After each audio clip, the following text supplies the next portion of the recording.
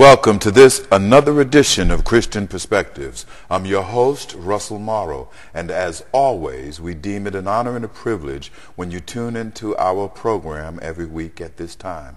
Today, our guest is Dr. Matt Harris, who is a chiropractor from here in Union City, and his ministry, yes, I said ministry, is Healing and Wholeness, and we're happy to have him with us today. Dr. Harris, good to have you here with us. Thanks for having me, Dr. Christian Morrow. Perspectives. So tell us a little bit about yourself and where your practice is. Well, first of all, thank you very much for having me here today, because for not just myself, but for my entire team, what we do really is a ministry. Right. And we're located here in Union City. Mm-hmm. I'm from here originally, and I've been open 4 years now. Okay. And God has blessed us with the opportunity to literally serve thousands of people. Amen. And we're humbled every day by the things we get to see and the things that we've learned through this experience. So, okay. Now, where are you located here in Union City? we're on South First Street, which is we're just across the street from the old library, right next to the radio station, 104.9. Okay. So yeah, so we're easy to get to. Good, good. Well, let's begin with this question. What is the current state of health in the United States? You know, that's a question that really has two different answers. Okay. In one aspect, the state of health in our nation is incredible. We're living longer than ever, and according to the World Health Organization, we are the #1 place on the planet to be if you are in an emergency, life-threatening situation. We have medications and surgeries and technologies that save lives every single day. Right, right. However, there's a flip side to that. Mm-hmm. We're living longer, but we're starting to see so many people being affected, their quality of life being affected by chronic disease today. Mm-hmm. You know, things like cancer, heart disease, diabetes, just to name a few, are constantly on the rise, and we're seeing it in younger and younger people constantly. Also, according to the World Health Organization, when you look in terms of general health and well-being, we're one of the lower countries. We're last of all industrialized nations. Okay. And I've seen figures where they've even ranked us as low as 74th for general health and well-being. Mm-hmm. Now you think about it, Dr. Morrow, can you name 74 countries? Right. No. Not right off. Not right off, yeah. And that's the thing. So as far as our emergency health situation, we're #1. But our general health and well-being, there are literally third world nations where your chances of being healthy throughout your life are better than they are here. And what's important to understand about that is our health is our most valuable asset.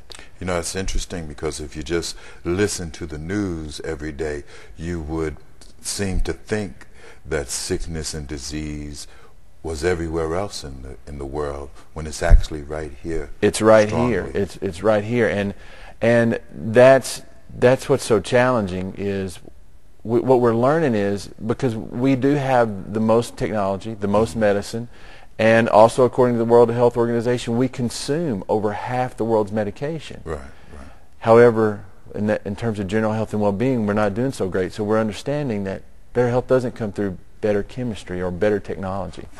What is it that causes us to rank so low when we have so much? What are the challenges that causes our problems? Well, the first thing is we've always been taught to deal with effects and not causes. And while we are #1 in sick care, that emergency care, what's happened is we've taken that emergency care, that medication, the surgeries and technologies that have been life-saving, but now we've applied them to our lifestyle. Okay. And that's where it's become dangerous. So when you try to take sick care and apply it as health care, you end up with a sick society, like what we have today.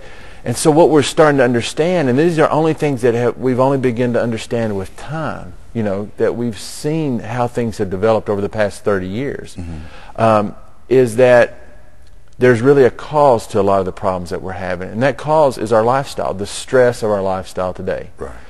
And we live in a stressful society. And I'm simple-minded, so I try to make everything simple. Mm-hmm. And there are three main causes of stress in our society today. Mm-hmm. Number one are our physical stresses. And when we talk about physical stresses, the things that people come to their mind are, if you have a car accident, right, or you fall off a ladder, or you're injured playing sports, severe physical stresses. Also, what's often underestimated, though, are our repetitive physical stresses. Mm-hmm. In our society today, students spend hours bent over a desk or a computer all day. Right. Most of us work at a desk or a computer. We stay locked in those repetitive positions day after day, mm-hmm, week after week, year after year. People work in factories, standing on concrete floors, doing heavy lifting. Mm-hmm. For all of us, we have these things that we do day after day, and over time, those repetitive physical stresses, mm-hmm, impact the body in a negative way if they're not dealt with. Right, right. So you advocate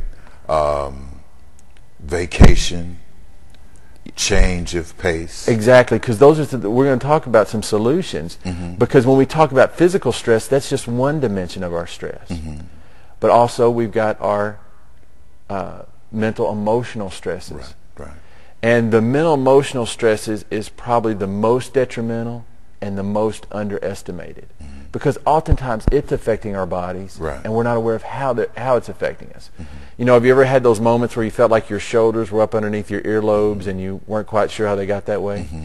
Or have you ever been given news that literally made you sick at your stomach? You could feel it. Yeah, that gut feeling. So we see how those mental emotional stresses impact our body. And examples of those are things like our relationships, mm-hmm, our husbands, wives, children. I mean, that's part of our right, work. We talk about work. Work has physical stress, but you also have things like the boss, the paycheck, the co-workers. For all of us, we have these mental, emotional, we have tragedies, we lose loved ones, we go through divorces, all these types of things impact our emotional state, and that impacts our body. Right. Then there's a third type of stress called chemical stress. Okay. And our chemical stresses are things like we may work in environments with a lot of chemicals. Mm-hmm. Your body has to process and deal with those things. Mm-hmm. But some big ones are our foods. Mm-hmm. Our foods today are full of things like hormones, antibiotics, pesticides, stimulants, preservatives. All these chemicals we take in our body, your body has to process and deal with them. Right, right. Drugs, whether they be street drugs or prescription drugs, your body has to deal with those chemicals. Just listen to the end of a drug advertisement sometime, and you'll hear how those chemicals impact your body. Right. So there is the physical, the emotional, and then the chemical. The chemical. And these things add greatly to our physical illnesses and traumas. Absolutely. Now my understanding is that it is not as bad in Europe and in other places, middle-class people working. What's the difference? Some of the things there go right back to diet. Mm-hmm. In other parts of the world, they eat more of a natural diet. Mm-hmm. And they eat diets that are rich in nutrients that we need. That's why taking vitamins and supplements are so important today. Okay. Because even when you try to eat a healthy diet today, it's hard to. Mm-hmm. And even with your supplements, you have to be careful, because just like our foods, some of our supplements are designed to have a long shelf life. Right. You get a Twinkie, that thing will last on that shelf for probably a lot longer than you or I ever will. Right. But that's the thing. Your body's not getting any nutrition from that. Right. But also our foods. We grow a chicken in a few days now, where full of hormones and antibiotics, and so that impacts our health. I want to raise the issue, especially when you speak of stress and just day-to-day living, along with the physical and the chemical. And I want to raise the question: how can the church, the community of faith, help to address our stressful lifestyles and our habits? But we're going to take a break first. Okay, no problem. And we're going to do that when we come back. No problem. All right. We're here with Dr. Matt Harris, and we're talking about the quality of health in America and wellness. We'll be right back. We're here with Dr. Matt Harris, and we're talking about health and wholeness and the quality of health in America today. And Dr. Harris, you've enlightened us about the health quality in our country and how we have the best health resources, but because of our lifestyles, we're really falling short, and there's a lot of chronic illness. Let me raise this question. How does this impact the Christian community? But perhaps the more important question is, how can the Christian community impact the problems that we've been discussing? When you asked me that question, I could think about was Hosea 4:6, where it talks about how my people are destroyed for a lack of knowledge. Right.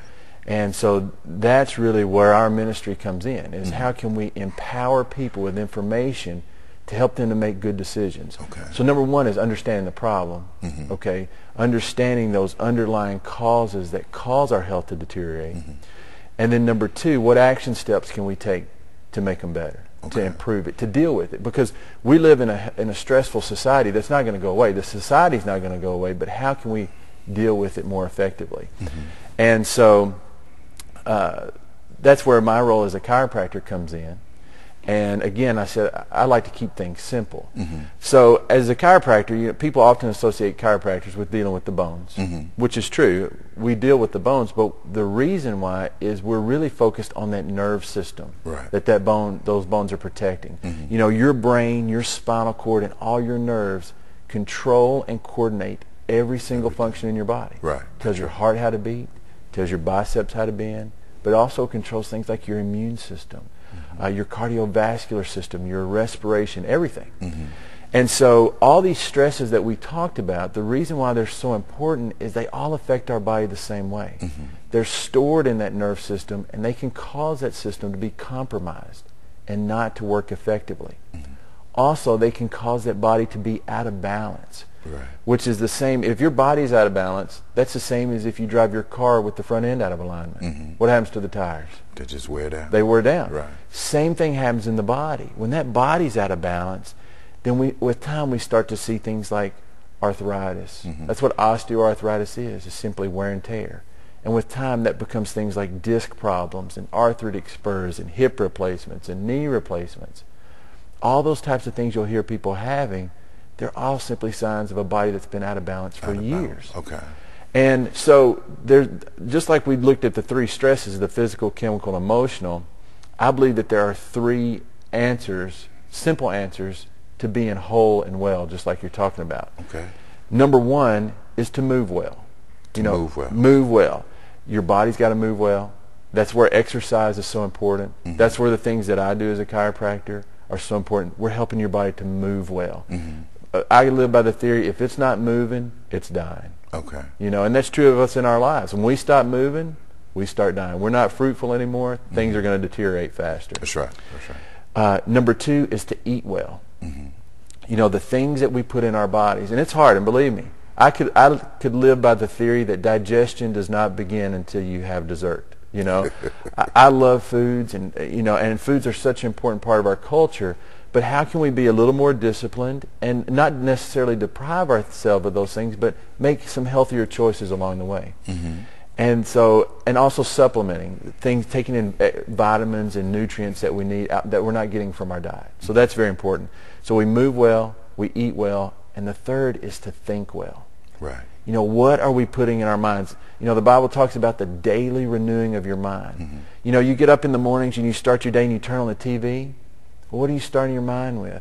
War, rape, murder, all those negative thoughts and emotions that we're putting on our mind to start our day. Not to mention, just the world around us is a high stress. It becomes a very negative environment. So how can we take those tools? And God gives us those tools in His Word every day to renew that mind, to remind you of who you are and what you're about and what He promises you and what He gives you. Because if your mind's not well, you're not well. I teach people you can be a professional athlete, prime of your life physically, but if you're suicidal, are you well? you're not well. And so those are the three things we teach: to move well, eat well, and think well, so you can be well. So, do you think that there's some things that we could do, even as Christians, to speak to our government and to big business who advocate eating anything, who keep putting all of this negativity in front of us? I believe that the church, the body of Christ, can really make changes. What do you think about that? I think absolutely. And it's, I was speaking with some of my staff this week. I believe the church is a great avenue for us to start to make these changes. And I think that's one of the problems that we've gotten into, is we've looked for someone else to take that role. And it's not going to. You know, just like you talked about, so many things are driven by business. And it's not that these people are not that any of these issues are bad people. This is their business. This is their market. And that's the thing. All those types of things, like I said, I love dessert. That dessert's good in moderation. But how can we give people a simple approach to give them guidelines to help them to make healthier decisions? You know, your child loves to go to McDonald's or have fast food. Well, how about you make that a special thing once a week instead of every day? You know, and make your lunch and take make it your lunch to work and take your little things like that. Parking at the furthest parking spot. You know, walking into the store. Those little things over time add up. And now I've tried that, and to tell the truth, it actually feels good to walk from the back of the parking lot to the front door. Absolutely, because that's the thing. And if anybody that starts exercising will tell you, and believe me, these are I explain these things to you because these are things I struggle with too. But once you start those things, you feel so much better about yourself. There's tons of information. As we see a society that we're relying more and more on anxiety and depression type medications that show that just simple exercise greatly helps your body to deal with those things, because exercise is a great dissipator of stress. And so that's what and when we're not moving, like I said, we're dying. And it affects our mental state, it affects our emotional state, it affects our spiritual state. And that's the thing, we can't, these bodies aren't machines. You know, and that's the thing, we try to look at them as machines, as a sum of its parts. But it's not. It's not like a car. It's dynamic. Everything's interrelated. And we have to address this. And the church is the avenue, I believe, that we have to look at that, because nowhere else other than the church is the spiritual part going to be addressed. And if the spirit's unhealthy, then the physical is going to be unhealthy. You know, it's interesting. I don't know if most people recognize this, but in Jesus' life, from the southern part of the kingdom in Judea to the northern part of in Galilee, 70 to 100 miles. And I often remind people that nowhere in the Bible does it say he rode on anything except the last week of his life. And the Bible records that he walked everywhere. So he kept walking. He was very physical. And I could see how that could contribute, how it does contribute to his wholeness and his mental and spiritual ability. And they didn't have a lot of fast foods to eat. Absolutely. In those days. And you look at, you know, we talk about how our quality, our length of life is increasing. Well, so much of that is related to sanitary issues. You know, as technology has improved, you know, we're able to clean our water and have sewage systems and things of that nature that help to improve those things. And so that's the thing. We have technology, but we have to realize that our health is an opportunity, not a privilege. Not, you know, it's a God-given opportunity, but not a God-given, the word I'm trying to think of other than privilege is, what I mean by an opportunity, it's, you have that opportunity. God created us to be healthy, but you have to take responsibility. You have to take responsibility. It's not a gift. Right. You have it, but it's like anything else in the spiritual realm. You have to be a steward over it. Exactly. And if you don't use it, you lose it. Absolutely. I'm reminded of a documentary I saw not too long ago about the people who live 100 years. Yes. And they're in areas where they eat a lot of vegetation and where they stay active. And they live to be so long. Some of the places were mostly in Asia, and I think there was one place in the United States. Do you encourage people to grow gardens? And absolutely, and that's one of the things I've learned in practice. As like I said, we've literally been blessed to serve thousands of people, and the people that I have people from babies that are just born that we take care of, to people in their upper 90s. Right.